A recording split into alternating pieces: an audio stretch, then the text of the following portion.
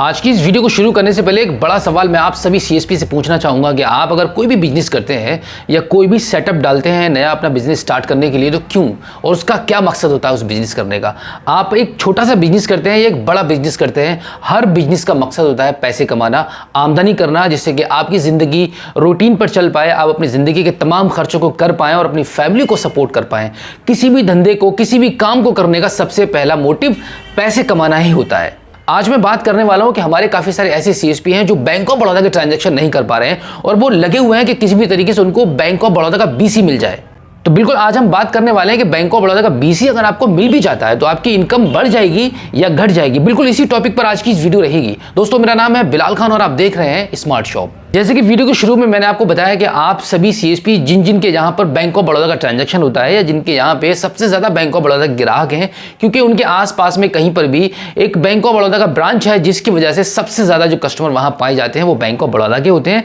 तो इसी हिसाब से आपका एक सीएसपी पॉइंट एक ऐसी लोकेशन पर है तो आपके पास सबसे ज़्यादा बैंक ऑफ बड़ौदा के ग्राहक आते हैं और आपका ट्रांजैक्शन नहीं हो पा रहा है। आपने करीब 15-20 आईडी ले चुके हैं, आप करीब 10 डिवाइसेस चेंज कर चुके हैं और अभी भी कोई भी आपको परमानेंट समाधान नहीं मिला है। बिल्कुल अभी तक इसका कोई भी परमानेंट समाधान नहीं आया है, ना तो बैंक की तरफ से और ना कंपनी की तरफ से। कंपनी के पास भी कोई इसका जवाब नहीं है और बैंक तो कुछ भी इस मामले में बात करने को रेडी ही नहीं है। तो इस वजह से काफी सारे ऐसे सीएसपी जिनके यहां पर सबसे ज्यादा बैंक ऑफ बड़ौदा के ग्राहक आते हैं वो सीएसपी लेना चाहते हैं बैंक ऑफ बड़ौदा का, यानी कि बैंक ऑफ बड़ौदा के बीसी बनकर काम करना चाहते हैं। तो हम बात करने वाले हैं कि अगर आप बैंक ऑफ बड़ौदा का बीसी ले भी लेंगे, फॉर एग्जांपल मान लेते हैं कि आपको बैंक ऑफ बड़ौदा का बीसी मिल गया, तो आप क्या कर पाएंगे? क्या आपकी इनकम बढ़ जाएगी या घट जाएगी? यहां पर मैं इनकम को लेकर बात करने वाला हूं, क्योंकि हमारा सबसे बड़ा जो मकसद होता है किसी भी काम को करने का, वो किसी का भी होता है, पैसे कमाना होता है। अगर आपकी लाइफ में पैसा नहीं होगा तो ना तो आप अपने परिवार को सपोर्ट कर पाएंगे और ना तो खुद को सपोर्ट कर पाएंगे।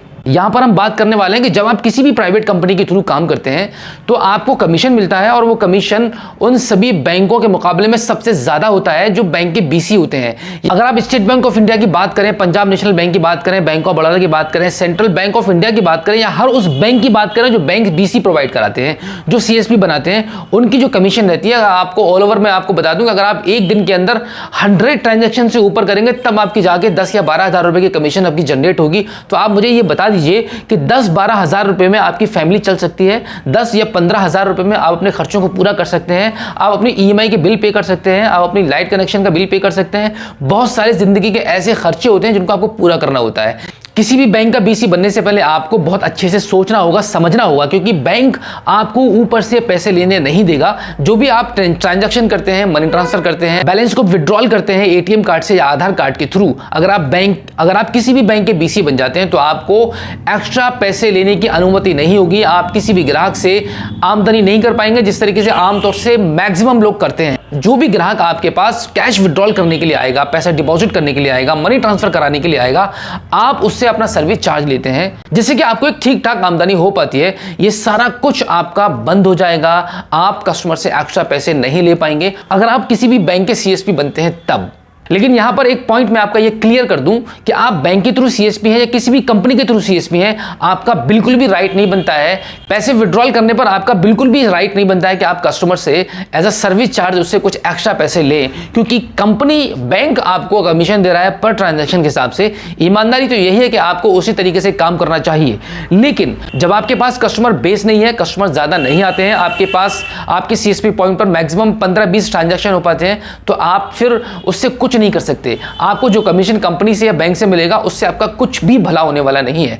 इसीलिए मैं आपको हर वीडियो में अपने बताता हूं कि आप बैंक ऑफ बड़ौदा के पीछे बिल्कुल भी मत भागिएगा, क्योंकि आपके पास बहुत सारे ऑप्शंस हैं काम करने के लिए। अगर आप दिल से काम करना चाहेंगे तो आपके पास बहुत सारे ऐसे रास्ते हैं जिनसे आप एक दिन के अंदर 1000 रुपए से लेकर 2000 रुपए तक की आमदनी आसानी से और ईमानदारी से कर सकते हैं। इसके रिगार्डिंग में एक अगली वीडियो आपके लिए लाने वाला हूं जहां पर मैं आपको बताऊंगा कि किस तरीके से आप अपने सीएसपी सेंटर पर, अपने पॉइंट पर किस तरीके से मैक्सिमम इनकम कर सकते हैं बैंक ऑफ बड़ौदा के अलावा।